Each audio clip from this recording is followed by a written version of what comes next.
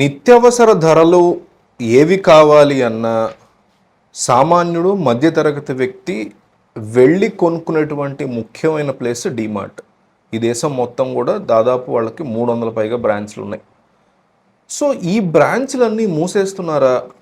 వాళ్ళ ఎందుకు వాళ్ళకి నష్టాలు వస్తున్నాయి? వాళ్ళ షేర్ ప్రైస్ ఎందుకు అంత దారుణంగా పడిపోతుంది అనే దాని గురించి మనం చాలా క్లియర్గా తెలుసుకుందాం. అసలు దానికంటే ముందు డీమార్ట్ యొక్క ఆవిర్భావం గురించి మనం చూడాలి. డీమార్ట్ పేరినటువంటి రాధాకృష్ణ అనే వ్యక్తి స్టాక్ మార్కెట్లో ఇన్వెస్టర్గా ఉండేవారు. ఆయన ఆ తర్వాత కాలంలో ఈ రకమైనటువంటి సూపర్ మార్కెట్ ఐడియా పెట్టాలి అని చాలా సంవత్సరాల క్రితం ఇది స్టార్ట్ చేశారు. స్టార్ట్ చేసిన దగ్గర నుంచి కూడా మీకు ఏ సూపర్ మార్కెట్ అయినా తీసుకోండి, బిగ్ బజార్ అప్పట్లో ఆయన స్టార్ట్ చేసేటప్పుడు బిగ్ బజార్ ఒకటే ఉంది. మీరు బిగ్ బజార్ తీసుకోండి, రిలయన్స్ తీసుకోండి, రిటైల్, ఇట్లా ఏ రకమైనటువంటి మోర్, స్పెన్సర్స్, ఇట్లా ఎట్లాంటి బిగ్గెస్ట్ రిటైల్ మీరు తీసుకున్నా కూడా వీళ్ళు రన్ అయ్యేది డిస్కౌంట్స్ మీద, సామాన్య ప్రజలు రావటం మీద. అందున డీమార్ట్ ఇంకా ఎక్కువ దీని మీద రన్ అవుతుంది. మరి డిస్కౌంట్ ఇచ్చి ప్రాఫిట్స్ ఎట్లా తెచ్చుకుంటారు అంటే వీళ్ళకి స్లాటింగ్ ఫీ అనేది ఉంటుంది. ఇది చాలా ముఖ్యం. ప్రపంచవ్యాప్తంగా ఉన్న ఎనీ సూపర్ మార్కెట్కి స్లాటింగ్ ఫీ అనేది వసూలు చేస్తారు. అంటే అది ఒక ఎంట్రీ ఫీ అనుకోవచ్చు. ఉదాహరణకి మీకు ఒక చాక్లెట్ ఫ్యాక్టరీ ఉంది, మీరు చాక్లెట్లు తయారు చేస్తూ ఉంటారు.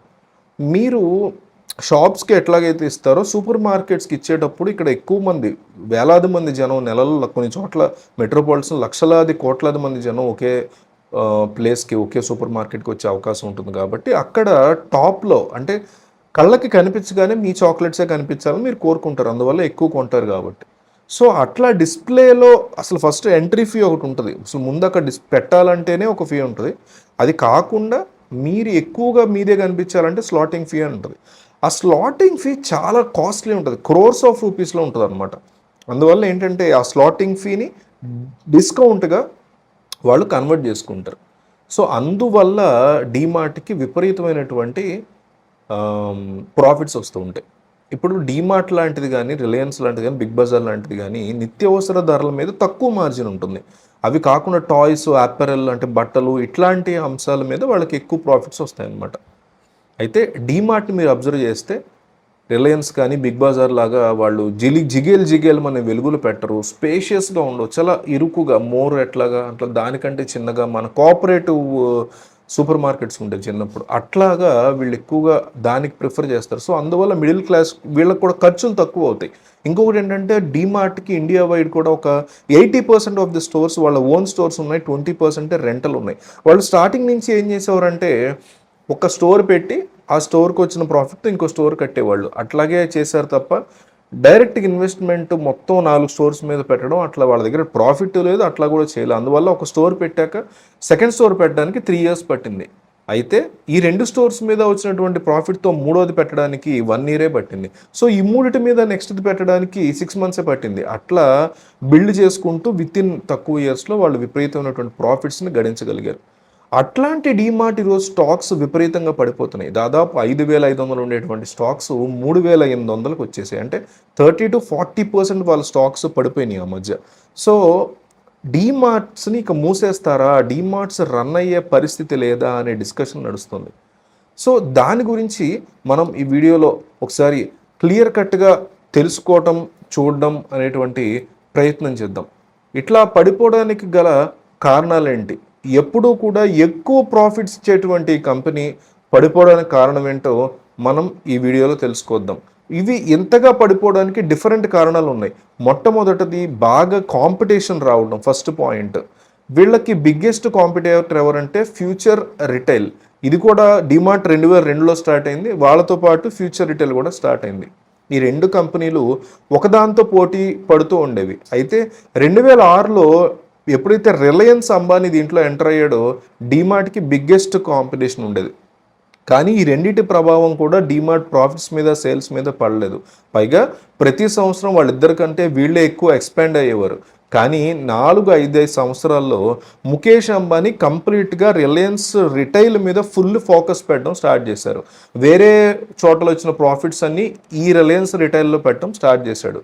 అందువల్ల ఆయన భారీగా ఉండేటువంటి స్టోర్స్ అన్నిటిని విపరీతంగా పెంచడం స్టార్ట్ చేశాడు. ఉదాహరణకి ఇప్పుడు రిలయన్స్ రిటైల్కి ఇండియా వైడ్ 3,000 స్టోర్స్ ఉంటే డీమార్ట్కి మాత్రం 320 స్టోర్స్ మాత్రమే ఉన్నటువంటి పరిస్థితి ఉంది. అందుకే ఎక్స్పాన్షన్ అనేది భారీగా చేస్తూ వెళ్తే వీళ్ళు పెద్దగా చేయలేకపోయారు. దీంతో పాటు ఫ్యూచర్ రిటైల్, రిలయన్స్ స్మార్ట్ ఈ రెండిటితో పాటుగా డీమార్ట్కి ఉన్న బిగ్గెస్ట్ కాంపిటీటర్స్ ఆన్లైన్లో తయారయ్యారు. ఎందుకంటే 10 ఏళ్లగానే కదా ఆన్లైన్ ఎక్కువగా కొంటున్నాం మనం. జియో మార్ట్ అని, అమెజాన్ సంబంధించినటువంటి యాప్ కానీ, జెప్టో లాంటి యాప్లు వచ్చాయి. ఇన్స్టా మన స్విగ్గీ వాడే ఇన్స్టా మార్ట్ని వాడే సరుకులు తెచ్చిస్తున్నాడు. ఇట్లాంటివి కూడా హెవీ కాంపిటీషన్గా మారింది. దాంతోపాటు డీమార్ట్ కూడా డీమార్ట్ రెడీ అనే ఒక యాప్ని వాళ్ళు కూడా తయారు చేసుకున్నారు. అయితే ఆ యాప్ మాత్రం పెద్దగా సక్సెస్ అవ్వకపోగా దాదాపు 80 కోట్ల వరకు దీనికి సంబంధించి లాస్ వచ్చింది. నేను ఇందాక మీకు చెప్పా గుర్తుందా? ఇంకో రీజన్ ఏంటంటే ఇందాక మీకు చెప్పినట్టు నిత్యావసర ధరలు నిత్యావసర వస్తువులు కొనేవాళ్ళు మాత్రమే ఎక్కువగా డీమార్ట్కి సంబంధించి పర్చేజ్ పవర్ వాళ్ళది ఎక్కువగా ఉంటుంది. అయితే ప్రాఫిట్స్ మాత్రం వచ్చేది అప్పారల్లో కానీ, టాయ్స్ సెక్షన్ కానీ, ఇంకా మిగతా సెక్షన్స్ కానీ, అంటే నాన్ ఎసెన్షియల్ గూడ్స్లో. కానీ ఆ నాన్ ఎసెన్షియల్ గూడ్స్ కొనేటువంటి క్రమంలో జనాలకి ఇన్ఫ్లేషన్ పెరిగిపోవటం వల్ల అవి కొనడం తగ్గించేశారు. మీరు అబ్జర్వ్ చేస్తే గత 10 ఏళ్లలో అంతకుముందు మనం విపరీతంగా బట్టలు కానీ అవసరం లేని వస్తువులు కొనేవాళ్ళం. కానీ దేశంలో ఆర్థిక మాంద్యం పెరిగిపోతూ వస్తున్న ఈ నేపథ్యంలో మనందరం చాలా జాగ్రత్తగా వస్తువులు కొంటున్నాం. నిత్యావసర ధరలు కానివి, గ్యాస్ కానీ, ఉప్పులు పప్పులు కానీ, కంపల్సరీ ఆయిల్ కానీ ఇవన్నీ కొనాల్సిందే, పాలు కానీ. కానీ నిత్యావసర ధరలు కాని ఉంటాయి కదా, బట్టలో లేకపోతే సైకిల్లో ఇంకోటో ఇయర్ ఫోన్స్, సెల్ ఫోన్ కూడా ఇంకొన్నాళ్ళు వాడదాంలే అనుకుంటున్నాం. ఒకప్పుడు అట్లా ఉండేది కాదు. లేదు మనం ఇంకోటి కొనుక్కోవాలి, ఇది అమ్మేసి అని. సెకండ్ హ్యాండ్ మార్కెట్ కూడా బాగా ఉండేది, కానీ ఇప్పుడు సెకండ్ హ్యాండ్ మార్కెట్ కూడా డౌన్ అయిపోయింది.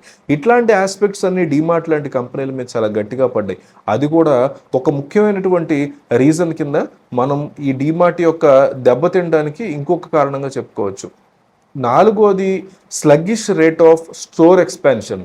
రిలయన్స్ రిటైల్ తమ యొక్క స్టోర్స్ని ఎక్స్పాండ్ చేస్తోందని ఇందాకే చెప్పాను మీకు.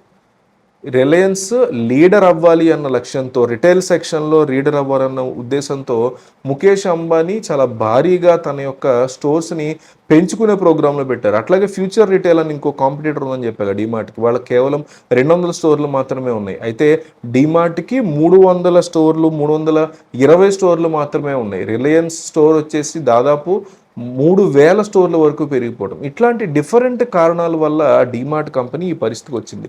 వాళ్ళు మూసేస్తారు, క్లోజ్ చేసేస్తారని నేనైతే అనుకోవట్లేదు.